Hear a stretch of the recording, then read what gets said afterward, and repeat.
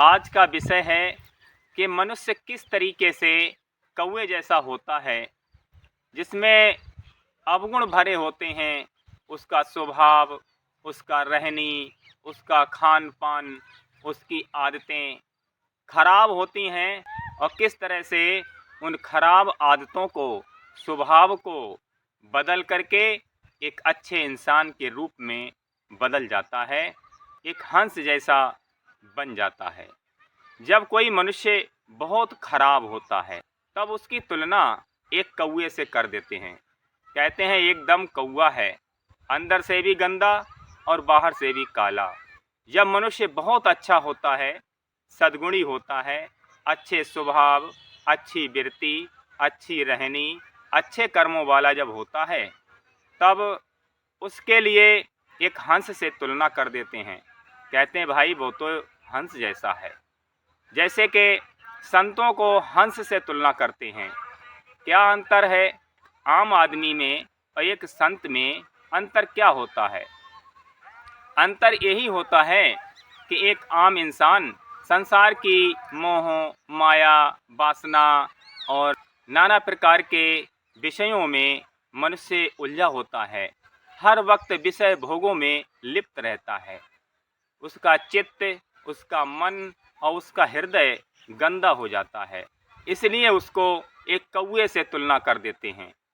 लेकिन वही मनुष्य जब भगवान का भजन, भक्ति, ध्यान, सत्संग और सद्कर्म करने लगता है, तब उसका मन और चित्त, हृदय शुद्ध और निर्मल, पावन हो जाता है। तो वही मनुष्य हंस जैसा बन जाता है। रामायण में लिखा है, संत हंस गुण गाहें पै परिहर बार विकार। के संत हंस जैसे होते हैं, वह संसार में रहते हुए भी ईश्वरीय गुणों को धारण कर लेते हैं और विषय रूपी अवगुणों को त्याग कर देते हैं। जैसे हंस के सामने पानी और दूध मिला करके रख दीजिए, तो हंस दूध पी लेता है और पानी को छोड़ देता है। इसी तरीके से संत इस संसार में, समाज में ही रहते हैं, लोगों को उपदेश भी करते हैं, लेकिन समाज में केवल अच्छाइयों को ही ग्रहण करते हैं और बुराइयों का त्याग कर देते हैं। एक योगी का, एक संत का चित्त या मन की तुलना एक कमल के फूल से की जाती है।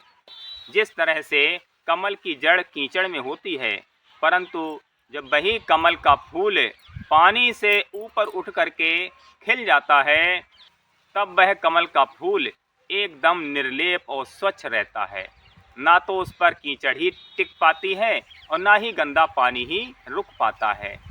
इसी तरीके से जो भी भगवान का भजन, भक्ति, ध्यान, चिंतन, तपस्या के द्वारा अपने चित्त और मन, हृदय को शुद्ध, निर्मल, पावन कर लेते हैं, तो वह संसार में रहते हुए भी उनका चित्त और मन कमल के फूल की तरह स्वच्छ रहता है, निर्लेप रहता है। इसलिए सभी को प्रयास करना चाहिए किस तरह से रहने का। तुलसी जग में यूं रहे, जिम रसना मुख माही, खाती घी और तेल नित, फिर भी चिकनी नाही। संसार में इस तरह से रहिए जैसे मुख के अंदर जिह्वा रहती है, रोज घी, तेल यानी क्या क्या खाती है, परंतु जीभ को देखिए, उस पर कुछ भी टिकता नहीं है, एकदम साफ रहती है। तो जिसका मन और चित्त कमल के फूल की तरह और जिह्वा की तरह निर्लेप रहती है, साफ रहती है, तब वह परमात्मा को प्राप्त हो जाता है। क्योंकि परमात्मा को पाने के लिए मनुष्य को अपने चित्त और मन, अंतःकरण को, इंद्रियों को शुद्ध, निर्मल, पावन बनाना पड़ता है। नदी किनारे मैं खड़ी, पानी झिलमिल होए, मैं मैली पिया ऊजरे, मिलन कौन विधि होए। अब मेरा तो हृदय और चित्त गंदा है, इंद्रियां गंदी हैं, परमात्मा निर्मल, पावन, पवित्र हैं, तो उनको कैसे प्राप्त कर सकते? इसलिए उनको पाने के लिए हमारे चित्त, मन, हृदय, अंतःकरण की धुलाई, शुद्धता, पवित्रता होना जरूरी है। अब मनुष्य के हृदय में, मन में जो विकार रहते हैं, जो दोष हैं, अवगुण हैं, वो किस तरीके से दूर हो सकते हैं, इसके लिए मैं एक छोटी सी कहानी के माध्यम से आप लोगों को समझा रहा हूँ, जिससे आप अच्छे से समझ सकते हैं। एक संत थे, नाव में बैठ करके किसी टापू पर जा रहे थे और एक कौवा भी उन्हीं के साथ में लग लिया। जब समुद्र में नाव 2-4 किलोमीटर आगे बढ़ी, तब उन संत ने कुछ भोजन निकाला और खाया। कौवे को भी टुकड़ा डाल दिया। कुछ समय के बाद में नाव जब और आगे बढ़ी तो कौवे को अपना पुराना भोजन याद आ गया। वह अपने पुराने भोजन की झटपटाहट में उड़ा, लेकिन कहीं नहीं मिला, तो फिर आकर के बैठ गया उसी नाव पर। कुछ समय के बाद में संत ने फिर खाना निकाला और खाया और कौवे को भी डाल दिया, लेकिन कुछ समय के बाद में फिर उस कौवे को अपना पुराना भोजन याद आया और वह फिर वो गंदगी खाने के लिए इधर उधर झटपटाया, उड़ा, खोजा, लेकिन समुद्र में जब कहीं नहीं मिला तो फिर आकर के वहीं बैठ गया। इसी तरीके से कई बार उसने प्रयास किया। जब उसे पुराना भोजन नहीं मिला तो मन को मारते मारते एक दिन जो वासना भरी हुई थी वह समाप्त हो गई और समुद्र के टापू पर जब वो पहुँचे संत, तब उसने उस गंदा खाने के लिए जो झटपटा रहा था, वो झटपटाहट उसकी समाप्त हो गई और उसने गंदे भोजन का त्याग कर दिया। इसी तरह से मनुष्य जब संसार में रहता है तो गंदा खाने का अभ्यासी हो जाता है और विषय भोगों में लिप्त रहता है, तो उसका मन, हृदय, चित्त गंदा हो जाता है।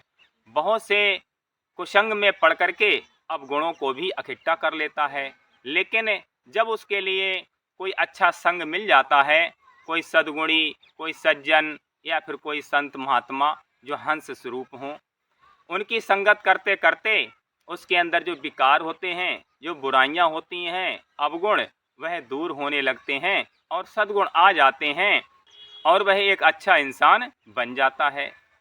तो एक कौवे से एक हंस की तरह बनने के लिए पहली बात है, कोई हंस स्वरूप अच्छे संत या कोई सज्जन श्रेष्ठ सद्गुणी कोई इंसान हो, उनकी संगत होना चाहिए।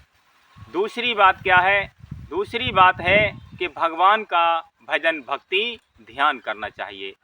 इससे उसका चित्त और मन, हृदय शुद्ध होता है, पवित्र बनता है। तीसरी बात है, उसे अपना आहार और भोजन भी शुद्ध करना चाहिए। और चौथी बात है, अपने मन के अंदर सद्गुणों को धारण करे और दुर्गुणों का त्याग करे। रामायण में लिखा है, मज्जन फल पेखिए तत्काला, काक होए पिक बकऊ मराला।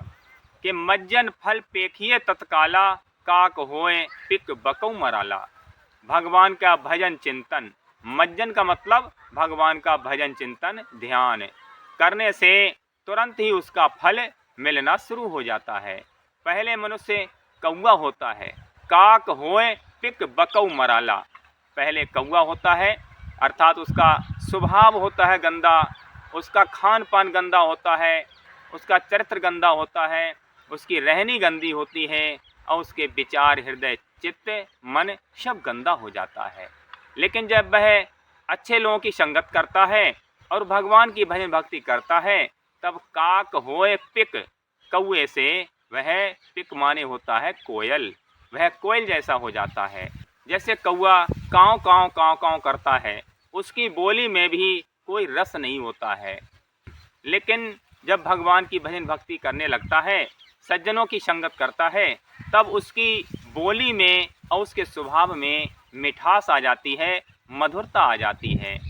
फिर जैसे जैसे भगवान के भजन चिंतन ध्यान का अभ्यास बढ़ाता है और वैसे वैसे उसकी स्थिति बदलती चली जाती है। तो काक होए पिक बकऊ मराला, पहले कौवा होता है, फिर कौवे से कोयल जैसा हो जाता है, बदलाव आ गया। इसके बाद फिर बगुला हो जाता है, बकऊ माने बगुला। बगुला ऊपर से सफ़ेद होता है और देखा होगा कि वह किसी मछली पर जब निशाना साधता है एकदम एकाग्र होकर के खड़ा रहता है। ये इस बात का संकेत है कि जैसे जैसे भगवान का भजन भक्ति करता है, और वैसे वैसे उसका मन और चित्त स्थिर होने लगता है, ध्यान लगने लगता है, सफेदी आने लगती है।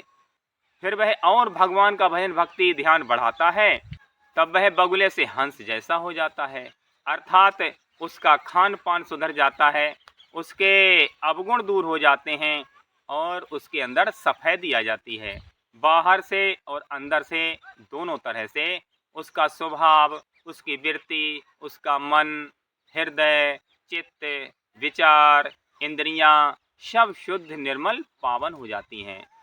तब उसका मन इसी तरह से हो जाता है जैसे कमल का फूल होता है, जैसे पुरैन का पत्ता होता है। उस पर ना तो कीचड़ ही टिक पाती है और ना ही उस पर गंदा पानी ही रुक पाता है, एकदम निर्मल और निर्लेप रहता है। इसी तरह से उसके मन की स्थिति भी, चित्त की स्थिति भी हो जाती है। उसका चित्त और मन, हृदय, इंद्रियां संसार में रहते हुए भी मलिन नहीं होती हैं, प्रभावित नहीं होती हैं। ऐसे व्यक्ति को ही हंस स्वरूप कहा जाता है।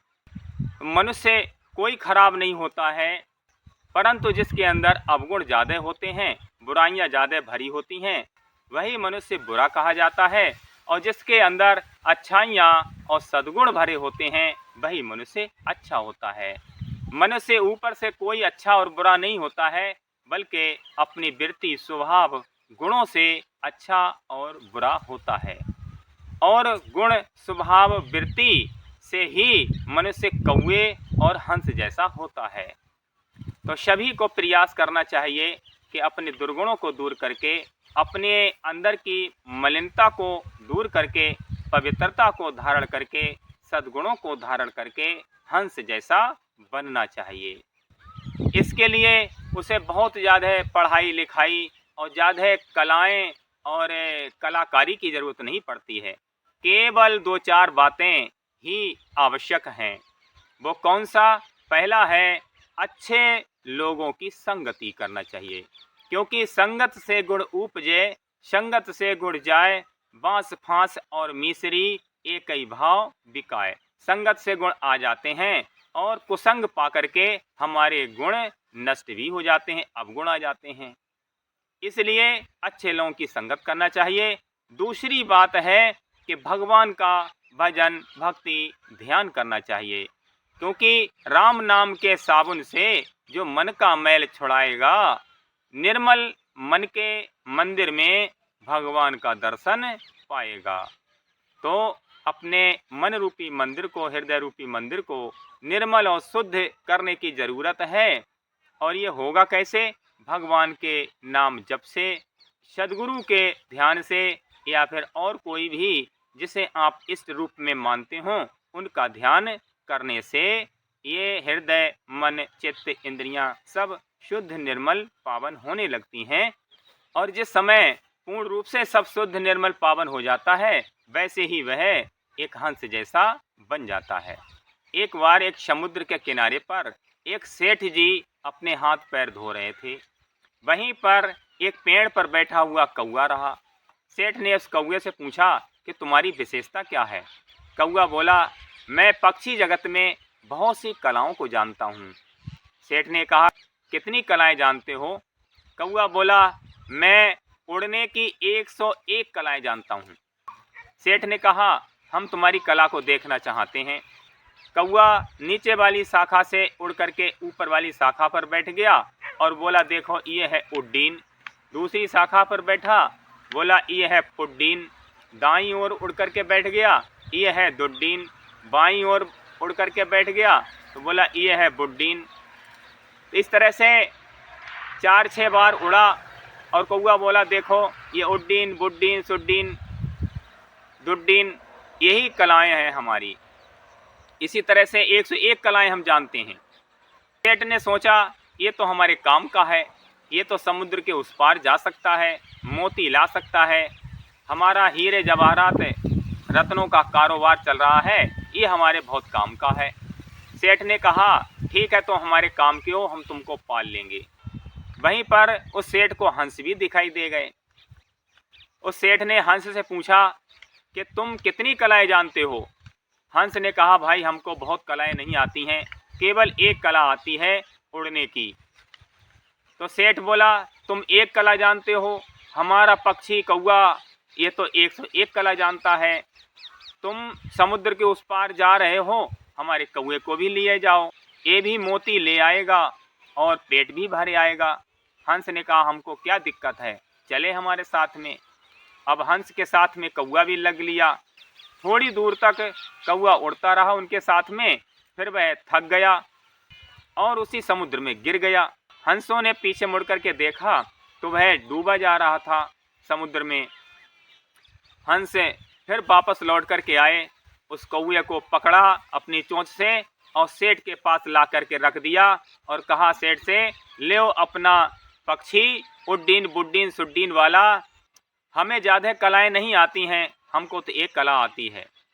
इसी तरह से बहुत सी कलाएं सीख लेने से भी कोई भी हंस जैसा नहीं हो जाता है। केवल एक कला जिसे आ गई वह कौए से हंस जैसा बन जाता है। वह कला कौन सी है? केवल एक कला आ जाए भगवान की भजन चिंतन भक्ति और ध्यान वाली, और उसमें लगन लग जाए, सतत अभ्यास करते करते और सत्पुरुषों का संग करते करते एक दिन मनुष्य जो कौए जैसा होता है वह हंस जैसा हो जाता है। तो संक्षेप में मैं एक बार और मुख्य बातों को दोहरा रहा हूँ कि कौए से हंस जैसा कैसे बन सकता है। पहली बात है भगवान की भजन भक्ति ध्यान। दूसरी बात है अच्छे लोगों का या हंस स्वरूप जो संत हैं, महापुरुष हैं, सद्गुरु हैं, उनकी संगति, क्योंकि बिना संगत से ये जीव का स्वभाव, उसकी वृत्ति और उसके गुण नहीं बदल सकते। इसलिए संगत से गुण उपजे, संगत से गुण जाए, लोहा चढ़ा जहाज पर तो पानी पर उतराए।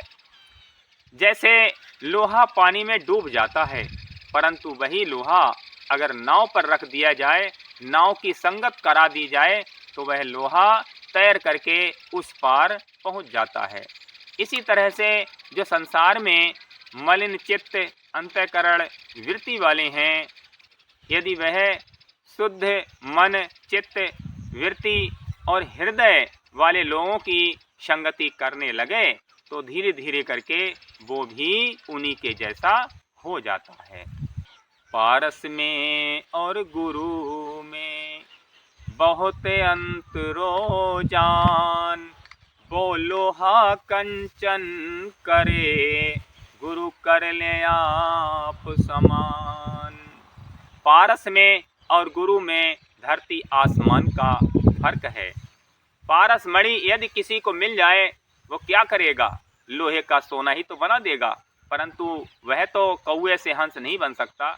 लेकिन जिसको सद्गुरु मिल जाए तो उनमें वह क्षमता है कि वह अपने जैसा बना लेते हैं, अर्थात जैसे अपने आप शुद्ध बुद्ध पवित्र पावन हंस स्वरूप हैं और इसी तरह से उसे भी बना देते हैं।